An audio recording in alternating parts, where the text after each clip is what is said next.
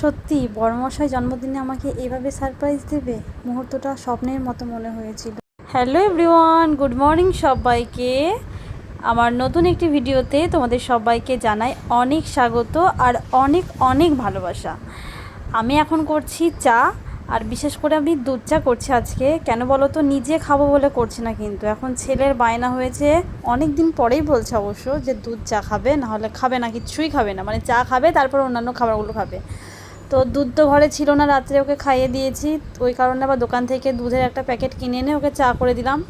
বিস্কুটের কৌটোটা ঢাকনাটা খুলছিল না বলে তাতেও মানে মেজাজ গরম, কি বলবো আর বলো। আর ফ্রিজে এখন জুস রাখা আছে, ওই জুসটা এখন দুই ভাই বোনে মিলে খাবে, সেই জন্য আমাকে এখন ওদেরকে গ্লাসে ঢেলে দিতে হবে।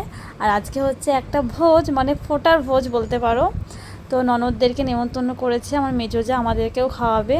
আমি সমস্ত সব কেটে বেছে দিয়েছি, এখন আমার মেজোজা রান্না করছে। আমি সুধন্য প্রীতিদের জন্য রান্না বসাবো, যেহেতু সকালকার খাবারটা ওরা না খেলে ওদের যেমন মেজাজ গরম হয়ে যায়, মানে সকালের দিকে একটু ভারী খাবার খাওয়া ওদের অভ্যাস আছে। কখন দুপুরের খাবার হবে তার থেকে ভালো সুধন্যর প্রীতিকে গরম গরম দুটো ভাত রান্না করে খাইয়ে দেবো। তো ভাত রান্না তো করবো। এই দেখো এদের আগে কাণ্ড কারখানা দেখো, দুইজনের বাবা মায়ের জামা প্যান্ট নিয়ে এসে পড়ছে। আর আমি তো ছবিও তুলেছি, বান্টি ওদেরকে সুন্দর করে ওড়না ভালো করে জড়িয়ে সুধন্যকে একদম মেয়ের মতো করে দিয়েছিল। এই দেখো একে সেই কি বলবো, মানে দেখে দারুণ মানিয়েছে কিন্তু, আর এই দুজনকে হেভি মানিয়েছে দেখো। তো যাই হোক, ওদের সব কাণ্ড কারখানা দেখার পরে আমি রান্না বসিয়ে দিয়েছি। একটা চায়ের বাটিতে ভাত বসিয়েছি প্রীতি সুধন্যর জন্য, ডিওকেও দেবো, আমি আজকে আর খাবো না। তো ভাত প্রায় হব।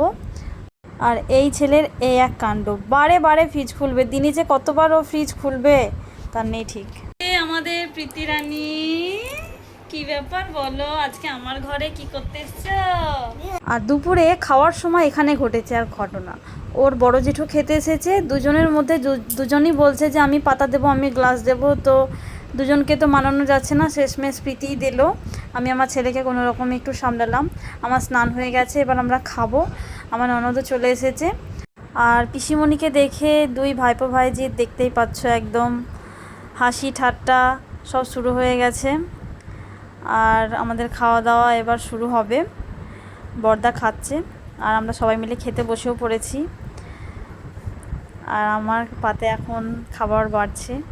আজকে আমার ফেভারিট একটা খাবার কলাইয়ের ডাল হয়েছে। তারপরে খাওয়া দাওয়া করবার প্রীতি আবার ওই যে ভাইরাল হয়েছে না, নাচো গো নাচো মা, দেখি ওই গানটায় নাচছে।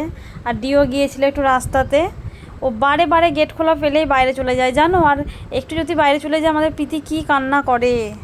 সকাল থেকে প্রচণ্ড পরিমাণে দাঁতে যন্ত্রণা করছে, তাই ওষুধ নিয়ে এসেছি, এবার খাবো।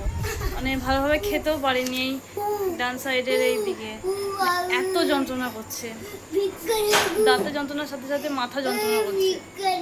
আমার বড়মশাই আজকের দিনে এমন একটা উপহার আমাকে দিল, ওই কারণে আমি আমার দাঁতে যন্ত্রণা মাথা যন্ত্রণা সব কিছুই ভুলে গেলাম মুহূর্তের মধ্যে।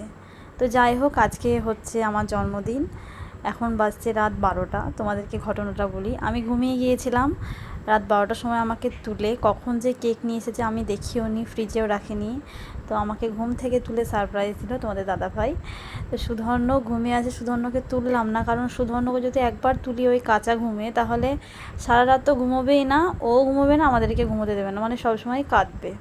তো যাই হোক, ও ঘুমিয়েছিল। আর তোমাদের দাদাভাই আমাকে এই মুহূর্তটা উপহার দেওয়ার জন্য, ওর কাছে তো আমি পুরো মানে কৃতজ্ঞ। আমার খুবই ভালো লাগতো, আমার একটা স্বপ্ন, মানে স্বপ্নই বলতে পারো, স্বপ্ন ছিল যে আমার তো এইভাবে কোনো দিন জন্মদিন কেউ সেলিব্রেট করেনি। তো সবার দেখা দেখি ও বেশ আজকে একটা এই মুহূর্তটা উপহার দিল আমাকে, আমার খুবই ভালো লাগলো, এটা আমার সারা জীবন মনে থাকবে। তো আজকের মতো এই পর্যন্তই, আবার কালকে দেখা হবে নতুন একটি ভিডিও নিয়ে। সবাই ভালো থেকো, শুভরাত্রি।